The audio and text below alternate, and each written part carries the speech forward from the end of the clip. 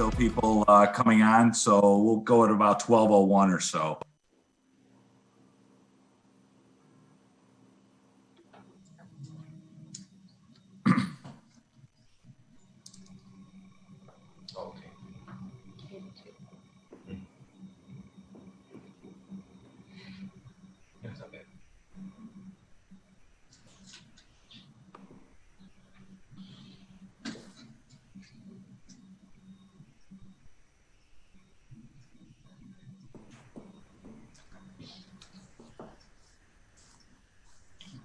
That you're doing that right now. Mm-hmm. Got it. Okay, I got it pointing to a few. Mm-hmm. Gotcha.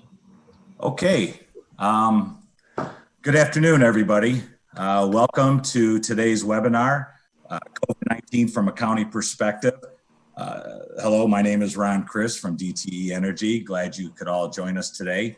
I will be hosting, moderating, serving as ring judge in case it gets a little heated. This webinar is being streamed today by EBW TV and Mount Clemens Cable. So I'd like to thank them for their efforts. And it's being sponsored, supported, brought to you by the Blue Water Area Chamber of Commerce, CEO and President Thelma Castillo. Thelma, how are you? Thank you. Good afternoon, Ron. Good afternoon. Also by the Macomb County Chamber and its CEO and President, Kelley Lovati. Kelley, good afternoon. Good afternoon. Thanks for hosting and moderating today. No, you're welcome. Should be fun. I wish we were all in person and doing this live, but for obvious reasons, we can't. Thank you to all of our guests who are coming on right now. Thank you for joining us. I'd like to introduce our two guest speakers right now, if I could. The infamous Jeff Bohm, chairman of the St. Clair County Board of Commissioners. Jeff, how are you? Good afternoon. Afternoon, and the good-looking one out of the two, just for the record. Right out of the gate, Mark. And I had to throw the first sucker punch. and of course, we are joined today by County Executive for Macomb County, Mark Hackel. Mark, how are you, sir? I'm good, thank you. I'm still debating as to whether you're the better looking of the two that just got through speaking. I don't know if that's true. You were referring to, obviously, Ron, right? So I think that's an easy. We can do a little online voting right now if we have to. Hey, so guys, thanks for joining today. We've got some serious business in front of us. I think it's important that we talk to both of you as leaders of St. Clair County and Macomb County. I know probably everybody joining this webinar, and I know you, Mark and Jeff, have probably watched a lot of updates, news conferences from our governor, from our president, and I think it's good that we understand where St. Clair County leadership is and Macomb County leadership. Let me share with you just for a second, just a few quick numbers that I gathered from yesterday. I picked them up this morning. In Michigan, there are currently, and I'm sure this number is going to go up today, but as of this morning, there were 45,646 cases of the coronavirus. There were 4,343 deaths in Michigan. The breakout from Macomb County is 5,876 cases, and there were 678 deaths. In St. Clair counties, there's 342 cases, and there are 23 deaths, all related to the coronavirus that we're all experiencing right now. Those are some pretty daunting numbers. I don't think any of us would have thought we'd be in this position back around St. Patrick's Day, but here we are. We're kind of staring at Memorial Day, if you will. Gentlemen, your thoughts on those numbers? Any insight, anything you'd like to share? I'll let Mark go first. It's interesting when you stop to think about, when this onset happened here in the United States. That was January 21st, and Washington State first got hit. And then here in Michigan, it was two counties, Oakland and Wayne, got hit simultaneously the same day with a positive test case on March 11th. And so a couple days later, Macomb County was March 13th, our first case.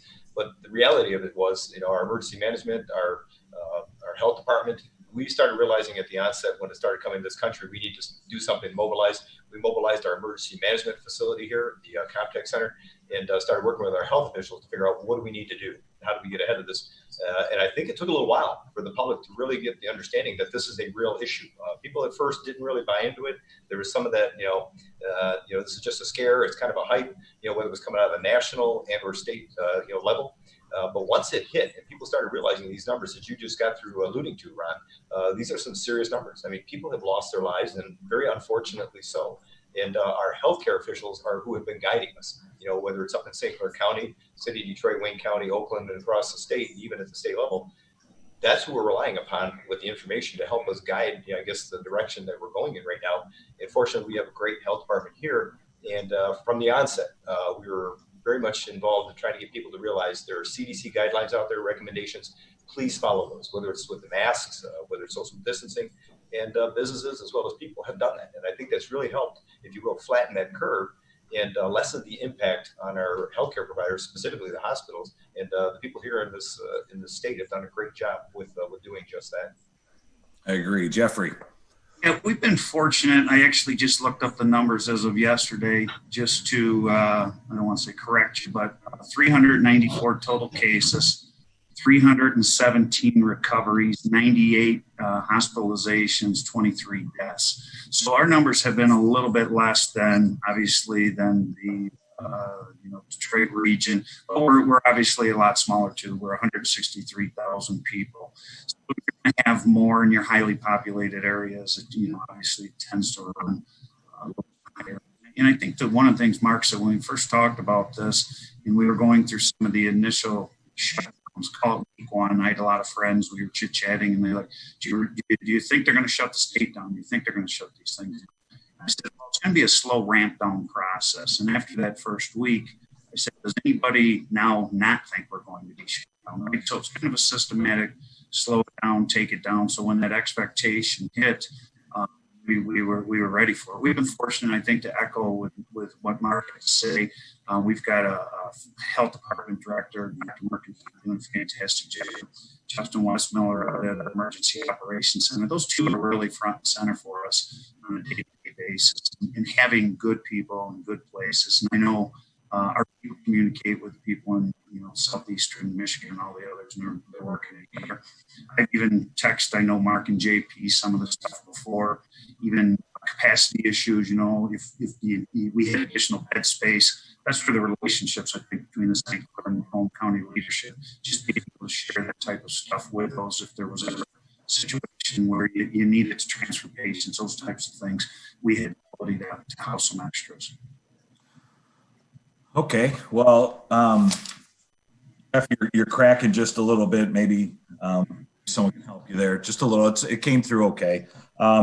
So, how are your county workers holding up? I'm certainly friends and know a lot of them. Tell me everybody's safe. Tell me everybody's working smart. Everybody's doing okay from the county level. Leadership, employees, everybody. We doing okay?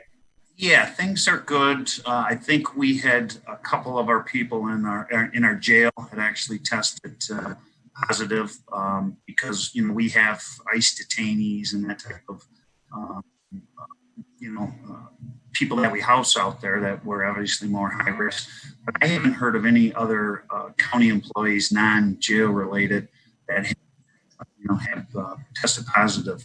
We've been shut down. We're going to continue to be shut down.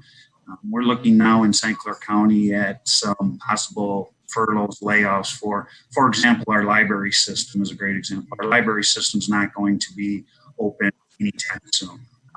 So there's potentially 30% of our workforce that may be taking some furloughs, temporary layoffs. That's kind of the next thing that we're looking at here in St. Clair County. But overall, people are doing very well. You can obviously get in the county building and stuff, a lot of stuff by mail, email, drop-offs, those types of things. So knock on wood, things are pretty good up here. Mark? Yeah, we're fortunate. From the onset, what we did was we realized we got to get the information out to the employees. And we did that by looking at each various department head and as well as countywide and our board of commissioners and saying, twice a week we have meetings, kind of, if you will, virtual meetings with Zoom capabilities for all the countywides, all department heads, and even Board of Commissioners to tune in as to the updates. That's just to kind of give them a guideline of what we're doing, from emergency management to the health department to economic development, even our HR. So once we saw this coming our way, what we decided to do was tell everybody, we got to find remote work sites for everybody. If you're not essential and you don't need to be in here, as we start to lessen the need for services from the county as a result of what's happening exterior, meaning the public, downsize. We allowed them to make that decision independently. Each department head, each countywide, to go ahead and figure out how do they get people out of the building, but yet give them the capabilities to go ahead and work off-site. So maybe some of the, I guess, services have changed, either online or there's been less of a need for people to come on in for those services. So fortunately, boy, I tell you what, about 80% of our workforce is working at alternate sites. And even those that really aren't necessarily doing something, we were able to bring them in as volunteers for our Meals on Wheels, working at our food warehouse. So the people really stepped up here, and it's really had a tremendous impact on reducing the problem here in Macomb County. We have not shut county government down. We're still operating, but there's just basic, I guess, services that are needed from the public, and we're supplying that. So when do we start ramping up? Well, very simply put, when the demand starts coming in and people feel comfortable coming back to their work environments. I did not dictate to county-wide department heads, Board of Commissioners, anyone to say, here's what we're going to do and here's how you're going to do it. We allowed them to make that decision, amongst themselves to do that. And on another note, when we first implemented our emergency management, all of the 27 municipalities here in Macomb County, on a twice a week basis, we're contacting with their point person to give them insight and kind of recommendations of what we're doing and some guidance. And I tell you, here it's worked great, even with our school districts. Mike DeVault, has done a great job of working with us. Our partner, Jim Sawyer from Macomb Community College. I tell you, it's been a really incredible process here. And I go back to my experience in law enforcement. Emergency management is kind of what you thrive upon. And we got the right people in the right place. But I got to tell you, every department head, county-wide, Board of Commissioners has been on board with us to help prevent this from being a bigger crisis. And as Jeff mentioned, the jail, we are at an all-time low with number of prisoners in our jail. It's retro. And what I mean by that, historic lows. Back when I first started, we had more people in that jail than we do today. It's over a 50, almost 60-year low with prisoner population. And that's a good thing, because to date, we only had 5 cases in that jail as a result of what's going on. So Tony Wickersham, his staff, the people that are there contracting the health services have done an incredible job of not only getting the prisoners out that don't necessarily need to be there, but making sure those that are there are taken care of so that they're not spreading this virus. So Mark, it sounds like you guys are, Mark, you're not going to be, sounds like you're ramped up already and you're going to let the public dictate the final 20% of your ramp up. Jeff, where's St. Clair County at? You guys still running pretty swift up there? Yeah, we're doing, like I said, we're doing quite well. It was interesting, and I think Mark will echo this. In the first couple weeks of this, we would meet our administration. We'd sit down, we'd have a plan in place. Later that day, another governor's order would come down and it would be throw that plan in the garbage can, right? We'd go back and replan. It was just a constant moving hard. There was no play manual. There was no how-to manual that you could go to. So we were meeting a lot in the beginning and trying to really maneuver this. And we don't necessarily spend as much time planning now as we did early on, because it's running a consistent path, I guess, now with county operations and stuff. But, yeah, things are going well. Knock on wood. So how are we doing financially, gentlemen, at the county level? There's a lot of programs out there for businesses in your communities. We hear about the struggles. They're valid. They're absolute. They're real. Maybe from a county perspective, maybe from your businesses, what are you hearing? What are you experiencing? What are people calling you with? Care to share anything along that level? Yeah, fortunately, I mean, our finances are in good shape here in Macomb County. We've been very fortunate that we put a fiscally strong budget together, one that was sound, and the projections that we're looking at as far as this year, we're going to be okay. I mean, this crisis isn't going to hurt us this year as far as personnel and what we're doing with the budget itself. But moving forward, I mean, this is going to be an incredible challenge for every unit of government. Local, county, state, federal, it is going to be incredible what we're going to need to do in working with our workforce, services provided. Things have changed. I mean, as a result of this crisis, funds that are coming in aren't going to be sufficient enough to continue to provide the services that we're continuing to provide. we're okay this year with the budget, but moving forward, boy, I tell you, we're going to have a lot of conversations with our county-wise department heads as well as the Board of Commissioners as to what do we need to do with this as a structural response to the deficit that we're going to see. And exterior, I tell you, we've been working great with the business partners that we've had. We've got we got a tremendous amount of money out there for our small businesses on the first round. And then we were fortunate, I think there were 4 counties that got some funding from the federal government, the CARES funding that we got. Macomb County, again, would go to 4. It was Wayne, Oakland, Macomb, and Kent County because of the impact it had on our counties, this crisis. The funding we got was about $152.5 million to deal with a number of different, areas to help deal with financial crisis. One of those is small business. And we are going through a second round, and we're going to be tens of millions of dollars we're going to be putting out there for our small businesses here in Macomb County. And we're going to be working with our chamber partners here at Macomb to try to figure out how do we reach them, get them what they need to help support their challenges that they face. So fortunately, that was money that came from the federal government that's going to help us.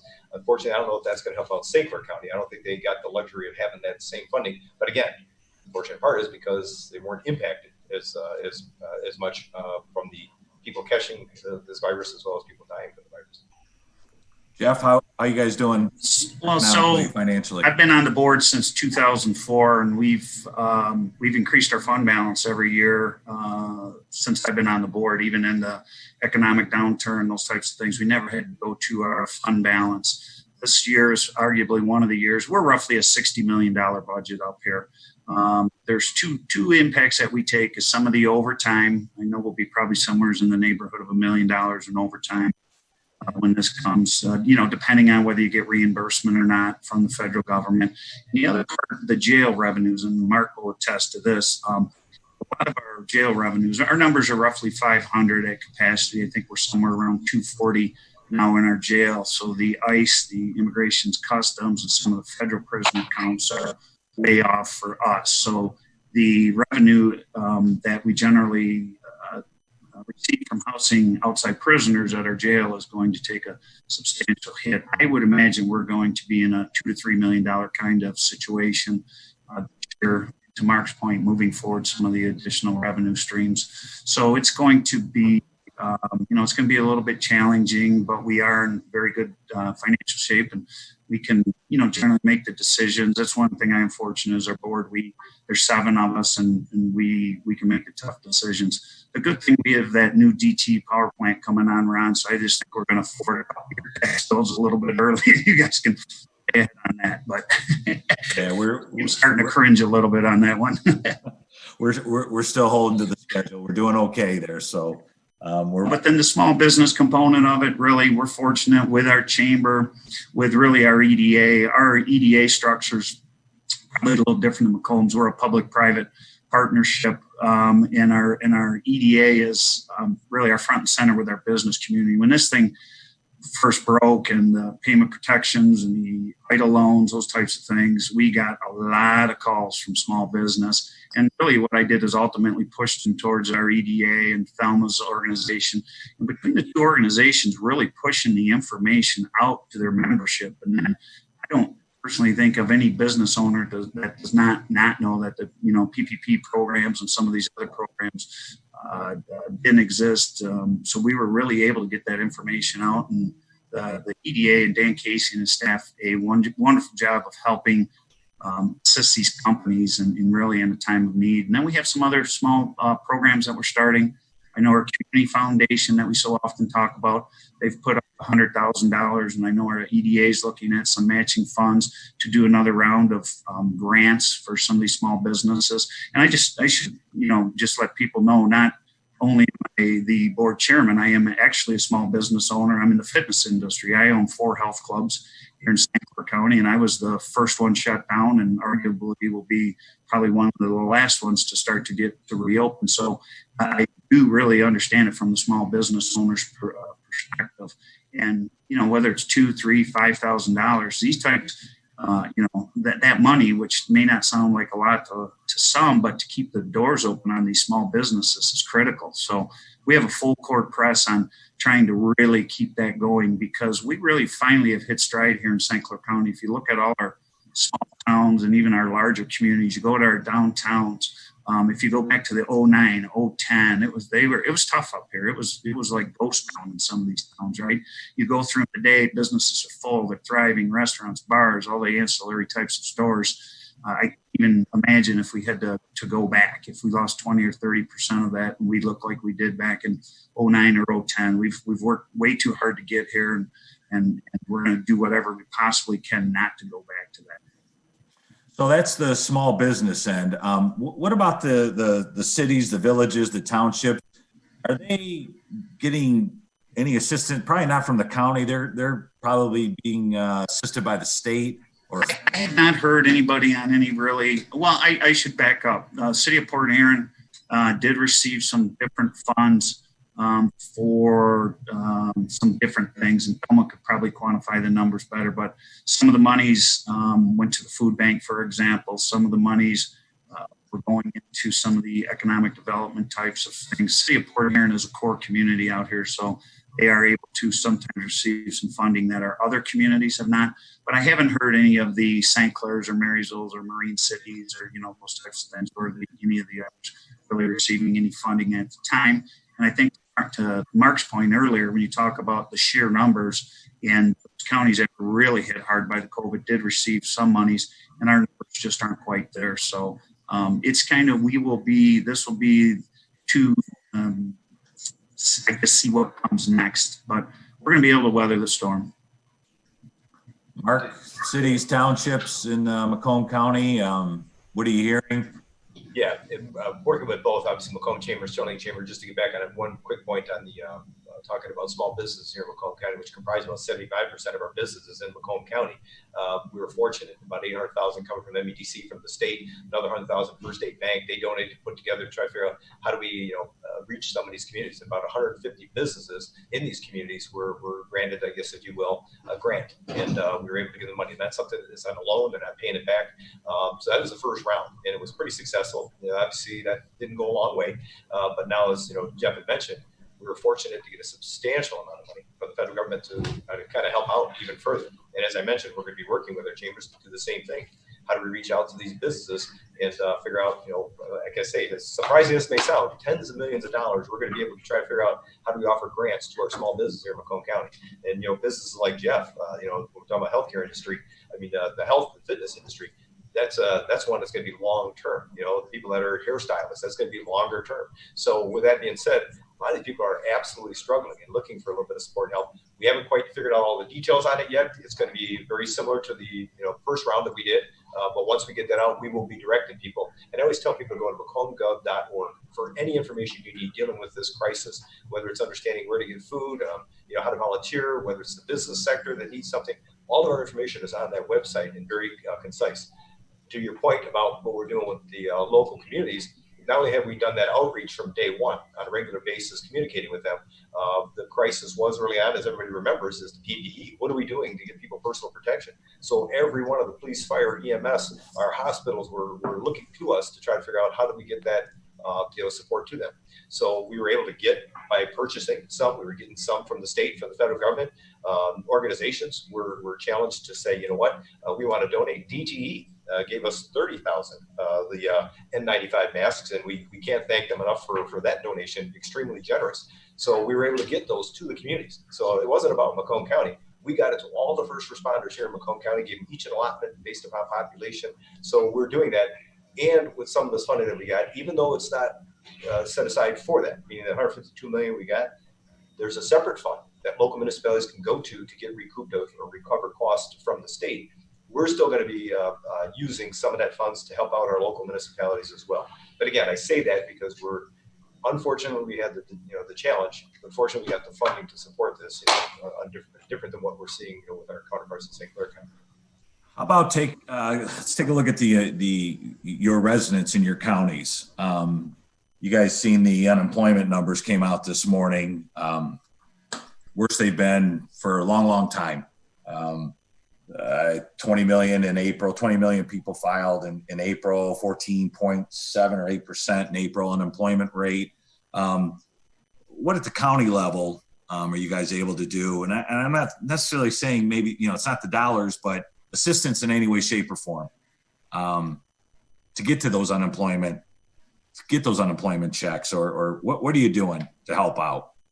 Yeah, Macomb St. Clair workforce has done a great job of trying to figure out how do we help those and get them registered and get them online. Macomb County alone, we hit historic highs with people that are now unemployed. 116,000 people have joined the unemployment ranks, and that's incredible. I mean, that's a historic high. We don't think we've seen those numbers since the Great Depression. And you think about it, Ron, where we were just at. I mean, this was followed up by historic highs where people were in the workforce here before this crisis hit. Over 445,000 people here in Macomb County were in the workforce, the most we've ever had in the workforce. And now, within about a 3-month span, here we're seeing it kind of completely turn around and seeing numbers. So the question is, how do we get people access to unemployment, and get them the benefits that they're looking for? The upside to this is, I do believe once this crisis starts to, I guess, level out and we see, the economy coming back, I think a lot of those jobs, people are going to be back to work and filling those jobs. That's the upside. But to the extent we just saw, this may take another year or two, just a rough estimation to see something that's a little bit more palatable, that would be somewhat, I guess, acceptable. Yeah, I don't have the specific numbers. That tends to be Dan Casey with the EDA. But what I will tell you, sitting on that particular board, of our members, past president, Donna Russell Kerr, she's a 300-person employer in the southern end of the county. She does a lot of automotive work. And I was talking to her 2 days ago, and she talked about their prototyping business. And the prototyping is everything tends to be future business coming in. And she said in the 09, 010, 11, there was zero prototyping going on. She still is doing a tremendous amount of prototyping work.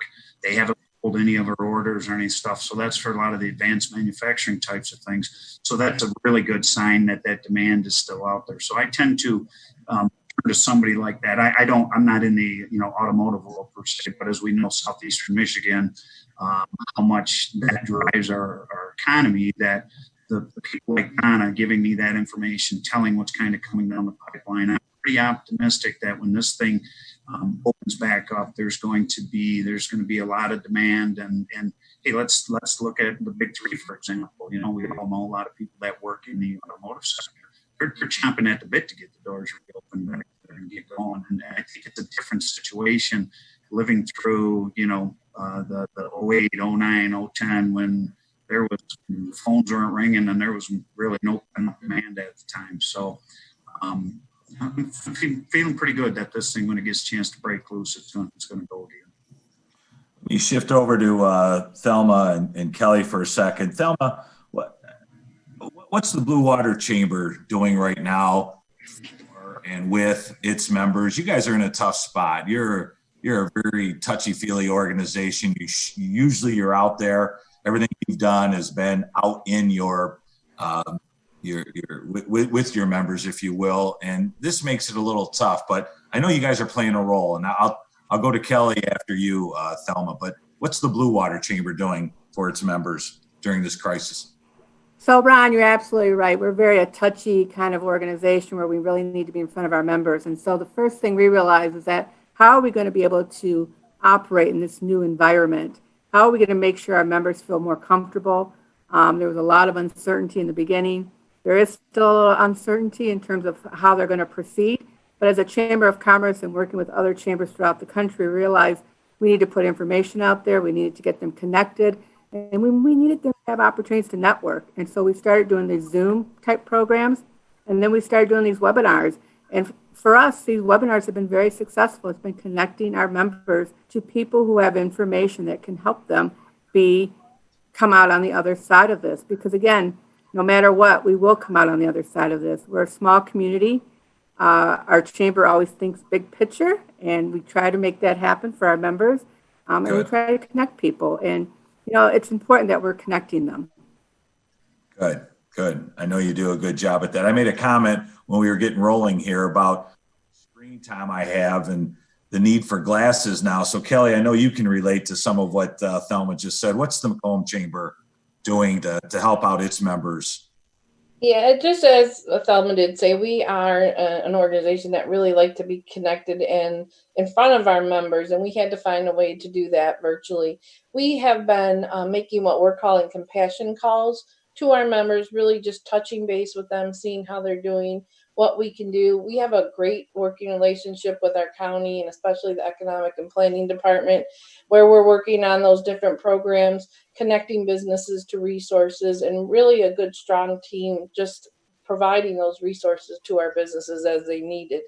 I have been working closely with, we have several, I think it's 7 chambers we have in Macomb County. So working together with them, keeping in touch with Thelma and actually chambers across the country so we can have a united front and providing those services to our members. Very good. You know, I just seen something pop up from Christina Bean from the St. Clair, Macomb St. Clair Works organization. And she just wanted to mention that the St. Clair and Macomb, Michigan Works offices have an on-the-job training program in which they can reimburse employers up to 50% of a new hire's wage for up to 480 hours. So this is absolutely going to help offset some costs while ramping back up. So I urge those folks on here on this webinar, and if you know anyone else, this might be a good opportunity. So Christina, thanks for that. She offers anyone interested to please reach out to her at cbean, C-B-E-A-N, at macomb-stclairworks.org. If you need some more information on that. So thank you, Christina, for that information. So let's take a second and turn to the governor. She's taken, there's a little bit of flack going on. We all see the news reports. She just extended the stay-at-home policy until May 28th, I believe. She's been doing this at 2-week increments. She has identified 6 stages in her plan to fully reopen the state. She's indicated we're currently on the 3rd stage. The 1st stage was an uncontrolled growth of the virus, the pandemic. 2nd stage was persistence. And right now we're in the 3rd stage, which she's trying to flatten the curve, if you will. Jeff, what are your thoughts on her extending the stay-at-home order, let's say until the 15th, and now she's gone on until the 28th of May? What are your thoughts on the whole process? I don't like being the proverbial Monday morning quarterback, okay? So the governor has a lot of information that she is privy to that I'm sure, others are not. And just things that are based in decision making. And Mark and I, a lot of times as leaders, we have to make decisions based on the information that we get that sometimes the rest of the, individuals in public may not have. Tough position. I really, I have my thoughts on some of the stuff. I really don't tend to express them, but I really support whatever they're trying to do moving forward. Some of the things I know people get a little antsy up here in St. Clair County because we're lumped into the Macomb, Wayne, if you look at the different regions that they set up. I understand also why they did that, because we so often talk about our workforce. Over 40% of our people work in Macomb, Oakland, Wayne.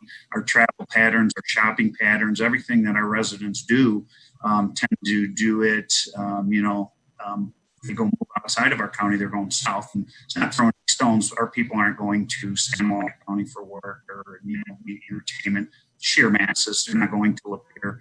That's why I've always echoed how important a strong Macomb County is to St. Clair County, because the residents choose to live out here and work down there. So I do understand that those decisions being made and what drives that, because when you look at our numbers, they are obviously lower than others, but you also do have to, factor that into where our people are going. So Mark's probably more aligned with the governor's office. I know they have a relationship and those things. He could probably share some more insight on that. I don't want to sound ignorant with it, but on the same token, I don't want to be shooting my mouth off where I don't need to be shooting it off. That's unusual. Mark? Yeah, I know. I don't want to stay on the porch. Yeah. Mark, what are your thoughts on the new order and where we're at now? And she's extended to May, end of May. May 28th. May 28th is what it's been extended to. And I guess I just kind of, let's weigh it out this way. I mean, as this community spread started to take off, it took off from the city of Detroit, just kind of resonated through Macomb, Oakland, Wayne County, and now, continued out through the entire state. I don't know that there's a county in the entire state that hasn't been impacted to some degree. As Jeff had mentioned, I mean, further out you are from, the Detroit area where it was hardest hit, less of an impact it is having. But people do migrate, people do move, and they travel, so it does have the ability to spread. So I understand early on the idea of, let's adopt these CDC guidelines, get people to realize the understanding that this is a real issue. I mean, this is a pandemic. It's something needs to happen. I think people have bought into that. People realize that now, and they've accepted that. And so they're adopting CDC guidelines without really necessarily being told what to do. And from my background in law enforcement, it's one of those things, if you're going to put something in place, if you're going to make it the law, you got to be able to enforce it. And that's the unfortunate part right now. You can't expect health departments across the state. You can't expect law enforcement agencies every time somebody's not wearing a mask into a grocery store, going down the wrong aisle, or two guys are in a golf cart, to have the police respond and have a heavy-handed nature. It's just unacceptable. Here we are trying to get prisoners out of our jails because of this COVID, and yet we're going to go, confront a barber in a barber shop someplace way up north, and not only threaten him with violations, but possibly, confinement. That's not the way of doing it. And I think right now, early on, as Jeff had mentioned, the impetus was try to flatten the curve to help our healthcare facilities, specifically the hospitals, from the influx of patients coming in. There were two facilities that I guess they had as overflows. One was TCF, and the other one was the Novi Center. And so with that being said, folks did a great job here in the state. They did keep that curve, flattened. So now all of a sudden we're into another phase of this plan that isn't so much to try to flatten the curve, because we've already done that. Now the plan is to try to figure out how do we reduce the possibility of a second wave. And, if that's the case, we need to get people ahead of time knowing that, because now people are confused. They're saying, I thought we did this the first time and we're behaving the way we are. And now all of a sudden, that's no longer the issue. Here's a secondary issue. I get that. I understand that.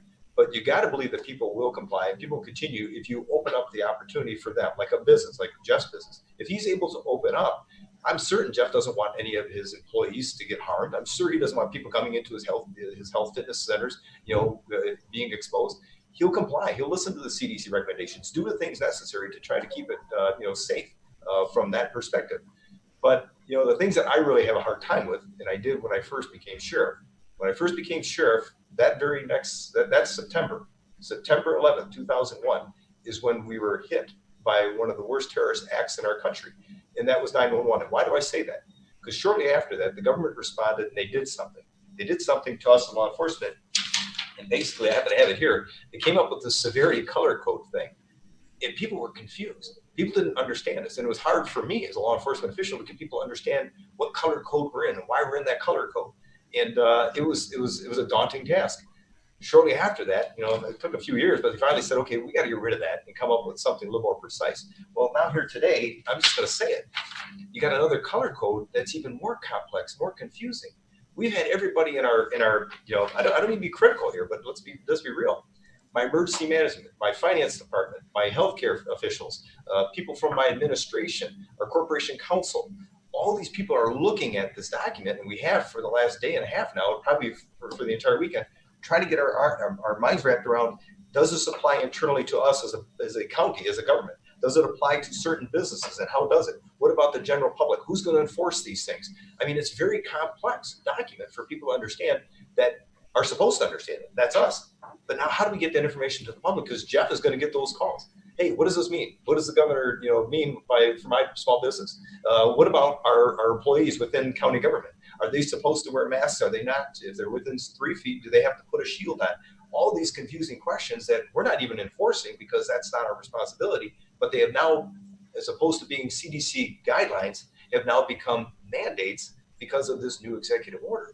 Very complex, very confusing, and right now we're having a hard time answering questions like you might be asking, what does it mean? And it's not an easy process. And to color code it, I think, is going to be even more of a problem for us, because now they're even doing it based upon community by community, region by region, or they may put one in a red and the other one back down to a yellow. I mean, it's just it's very complex. I get it. It's a very daunting task for the governor right now to try to weigh public safety, public health versus the economy right now. but you got to trust that people are going to go ahead and make the right decisions because they know the severity of the situation, and give them a little bit more latitude as opposed to imposing it as kind of with a punitive nature if you're not complying. Thanks for that, Mark and Jeff. Before I go on with my next question, which is going to stay on this topic, Sarah Hubbard just shared some of the stuff you just raised, some of the information you just shared, Mark. It is on the michigan.gov/coronavirus website, and you can find all the information you need about the governor's orders and the guidance as you showed just a few seconds ago. John Van Ostel has asked a question, or just wants to know, do either of you, and it's kind of staying on point here, do either of you see the state turning over the reins to the county as far as how to handle and to defer to the individual counties on when to open up businesses, hairstylists, nail shops, and all things small business? Or do you think it's going to always stay at that state level down to the county, or will it be turned over to the county? Your thoughts on that? I gotta believe it's going to stay at the state level. I just have a hard time to think that they would pass it down to the individual counties.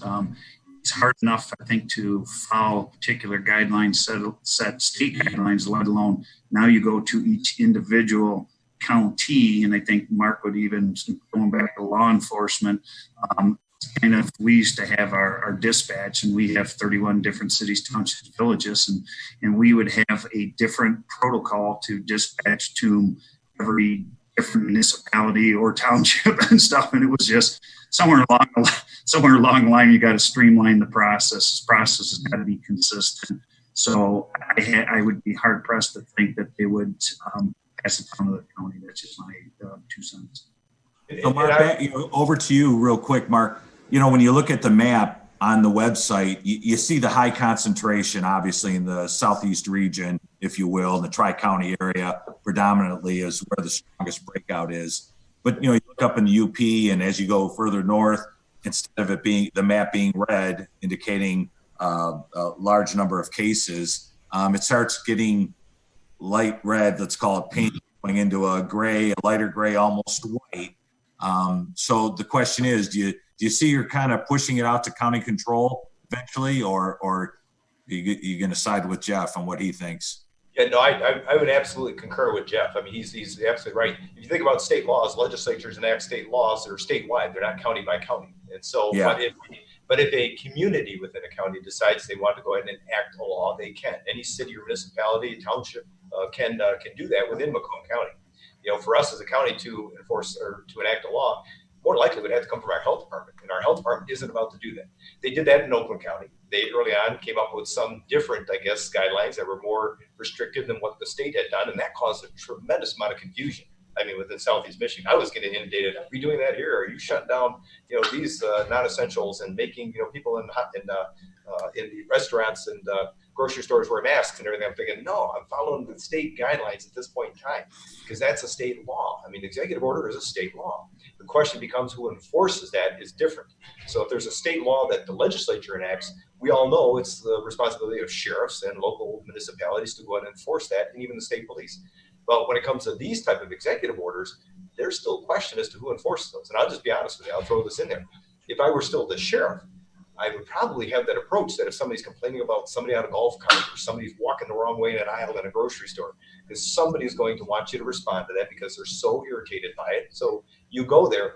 It's more of that voluntary compliance. Hey, can you please do us a favor? Can you go along with it? I wouldn't be writing a citation. I wouldn't be making an arrest. And if it was a continuous violation of it, I would turn it back over to the state and say, this is the governor's order, then the state police needs to respond to it and deal with it if they think the person is, totally, ignoring it and it's a health and safety issue.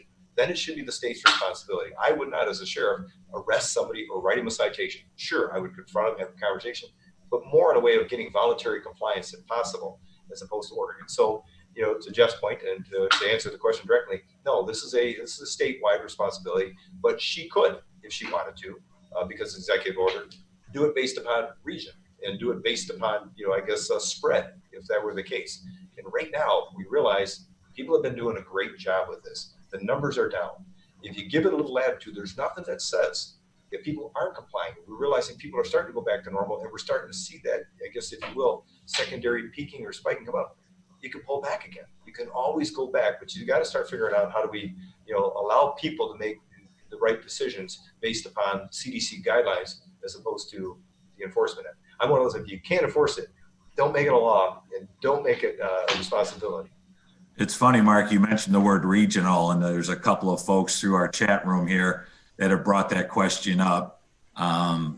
Regional government. I'm not real familiar with that term, how it would work, but it doesn't seem like we would go in that direction. I don't even know if we can, to be honest with you. I don't.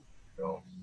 That'd be an incredible change to the state constitution. So Yeah, I agree. Although that. I'm all in with Jeff and the thumb. I'm all in. I love those guys. Well, look, Hackel wants to be the dictator. I get that's not true. No, I'll give that. You can have that, buddy.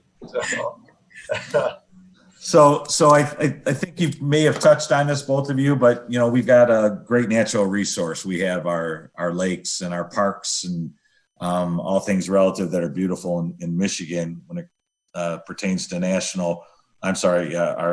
national resources, natural resources.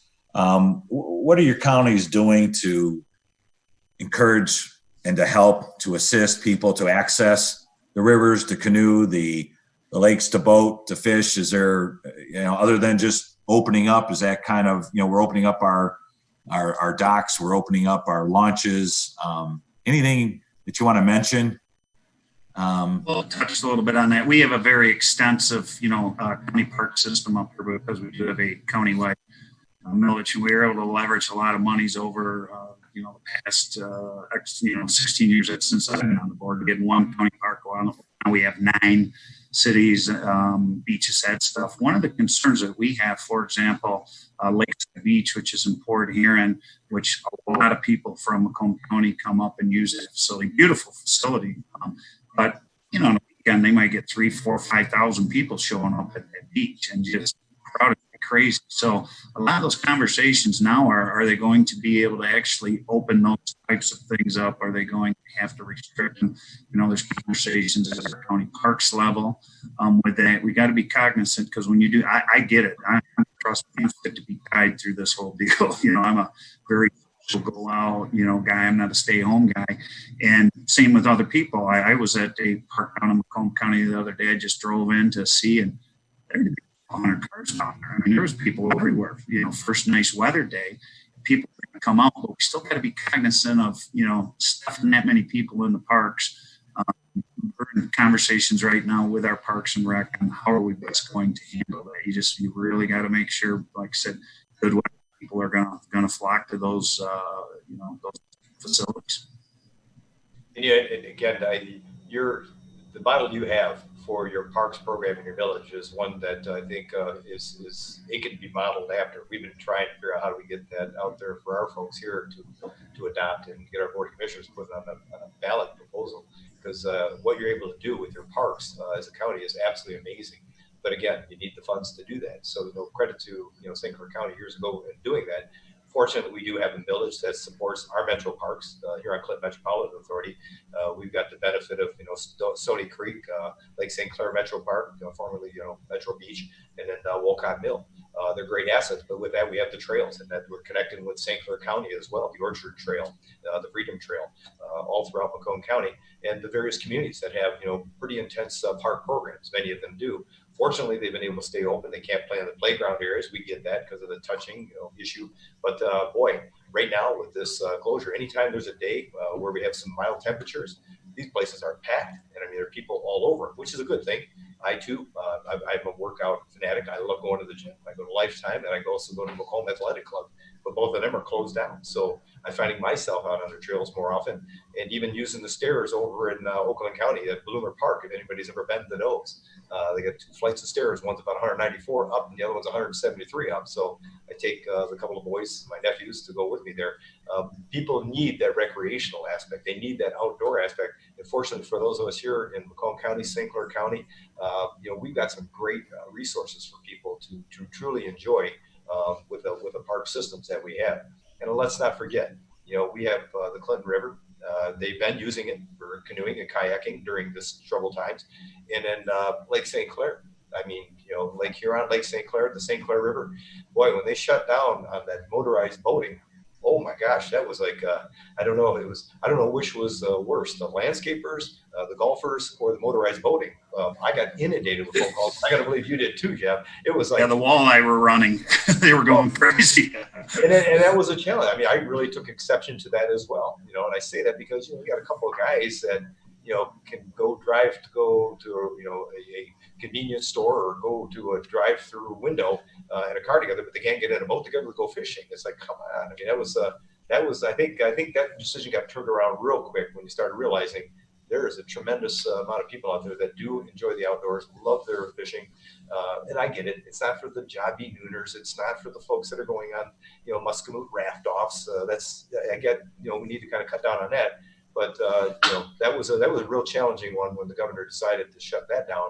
But fortunately and thankfully, she kind of reversed that decision. People love the outdoors and they love the recreation aspects. Right now, we're moving into that prime time that people want to get out and about. So let me just do a quick public service announcement, being that I'm from DTE. Listen, there's a lot of people out on the trails, a lot of people walking and biking and going places and doing things they haven't typically done in the past at a rate that they clearly haven't been performing in the past. And that is all great. That is wonderful. We should be outside enjoying this wonderful weather that's going to be here. Maybe not this weekend, but soon. I just want to make sure everyone understands, if you see a wire, this is storm season. Every month's storm season, it seems. If you see a wire down on the ground, please get away from it. Please call DTE Energy. I just worry about, there are so many people on bike paths, walking trails, subdivisions, and it could, they could see a wire down thinking it's a cable, a fiber cable. It could be an electric wire. Just assume it's an energized hot wire and call us. So I just wanted to make that clear.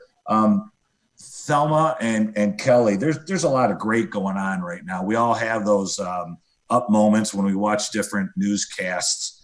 I know our good friend Randy Fernandez, his son, North Coast Golf Companies, they just made a real nice contribution, serving meals to the frontline workers. I know in Macomb County, Andiamo Restaurants, partnering with Ron Selly.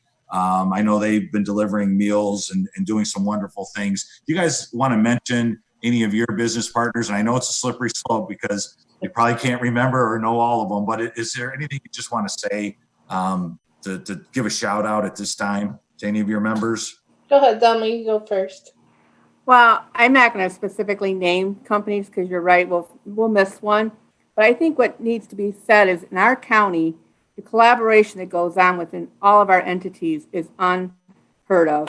And I think it's been very demonstrated during this process, these last 7-8 weeks, in terms of how we can bring people together and make things happen, because we all work together before the crisis. And since I've been here in 2014, I've never seen anything like this, where people will come together and work for a common cause to make sure that we will be successful when this is all over with, because it will take some time. And as Jeff and Mark and Kelley have indicated, it's not just because your doors open up tomorrow doesn't mean people are going to come to your facility. And so you have to make sure people feel safe and businesses feel safe.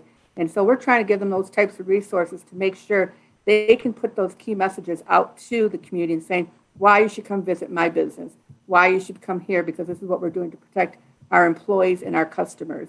And I think it's because we all work together. This webinar itself was another demonstration of it. Kelley said, let's do something. I said, let's do it. And we got it together. Sometimes that takes months for things to happen, but not in our community. We make it happen. Well said. Kelley. Well, I'd like to first start off with acknowledging our healthcare partners. They have just been amazing. They have been working so hard. We have Henry Ford, McLaren, Macomb, Beaumont, Ascension, and the community has supported them by bringing meals to the staff that are working, to the frontline people that are fighting this COVID every day.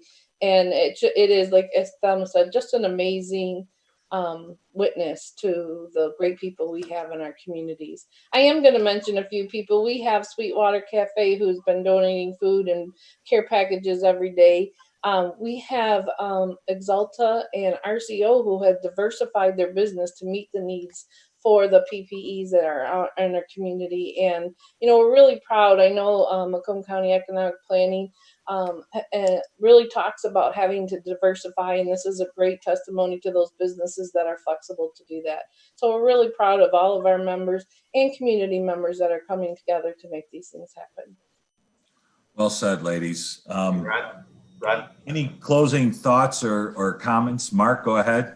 Yeah, just real quick, to add to that, I'll tell you what, our school districts here, when they decided we had to shut down the schools and close down the schools, it was absolutely incredible, the response. Mike DeVault and the superintendents here with the ISD and our bus drivers, immediately they realized not only the educational issue going to be concerned, but it's feeding some of these kids that really need it. And I got to tell you, I couldn't believe the amount of compassion and response we got from our schools.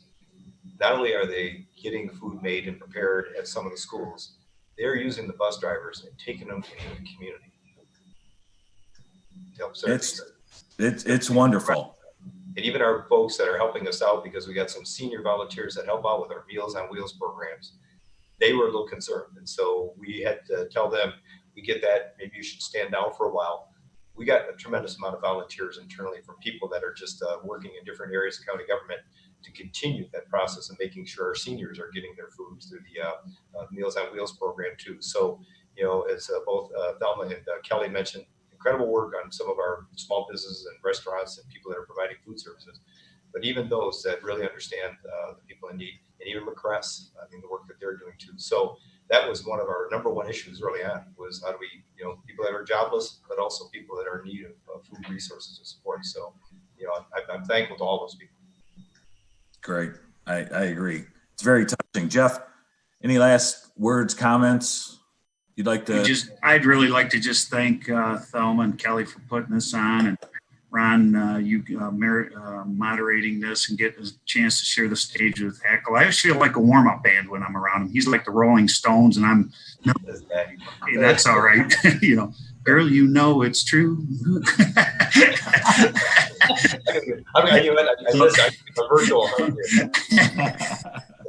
Come on, man, show us what's up. You've got to be wearing shorts. I'm not buying it. Show them the logo. This is impressive, folks. You got to set up a little bit. Look at this guy. He got himself an official shirt with an embroidery. I'll even show you what I'm wearing. Yeah. I can only imagine. Shorts. Just went from PG to R-rated, the program. Oh no! Hey, I like. You just got to look good from the way you stop to do these things. Hey, on a serious note, two things real quick. Shout out to all the moms out there. Mother's Day Sunday. If you've already forgotten, make sure you don't forget Mother's Day and National Law Enforcement Officers Week next week, May 15th, National Law Enforcement Day. How do I know that? 1962, President John F. Kennedy signed it into law. That was the year I was born, 1962. May 15th was the date he selected, and that was the day I was born. So with that being said, shout out to all the law enforcement officials out there and the support they do. And even our retiring sheriff, I gotta give a shout out to Tim Donald. He's retiring from St. Clair County. Shout out to him as well. So, congratulations and thanks to all the work that they're doing, our first responders during this pandemic as well. Well, that very well said, Mark. Thanks for that. And the screen is now lighting up. Happy birthday to Mark Hackel. It's May 15th. It's May 15th. We may not see you in the next 7 days. Cards, May 15th. I'm just kidding. So 58 years old. I thought you were a lot older, just for the record. I don't have birthdays, don't worry. I know. I 1962. I already given up. We're doing the math. Oh, yeah, I can do math. Hey, Kelley. My hair's getting longer. You guys are great, showing a lot more. The first time ever, I'm jealous of your guys' haircuts, man. Oh yeah, I tell you, these things are nice. Kelley and Thelma, thank you for pulling this together. To both the Macomb Chamber, your board, yourselves, Thelma to the Blue Water Area Chamber board. Thanks for allowing this to happen. This is a nice event to get out some news. They both wanted this to go an hour and a half, and you can tell that this is already starting to get off the tracks. And I said, no, an hour is good enough. I can't control these two guys any longer. Call it a draw. We'll call it a draw. We want a rematch. Hey, thank you to EBW TV and the Mount Clemens Cable. It's going to be streamed, and if anyone wants to rewatch it or have others watch, please go to those websites. And Thanks, everyone. And Ron, thank you for Thank you, Ron. moderating. Stay You're healthy. Both Mark and Yeah. Jeff and Thelma, it's been a pleasure. Next time you're going down, Kelly. Hackel, you'll be down in 3. Thanks, guys. Stay Take healthy. care, Everyone. Bye-bye.